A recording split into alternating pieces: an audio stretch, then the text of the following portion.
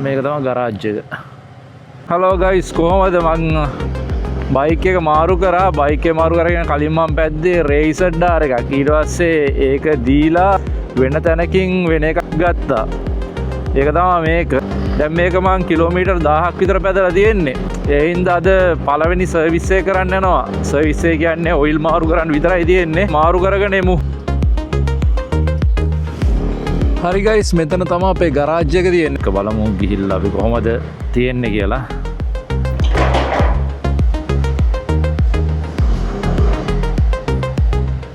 මේක තමයි ගරාජ් එක.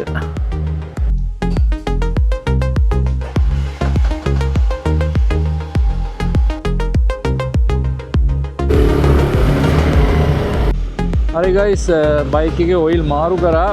දැන් ඉතින් වැඩ පටන් ගත්තා. බලමු කොහෙන්ද පළවෙනි ඕඩරේ වදින්නේ කියලාද.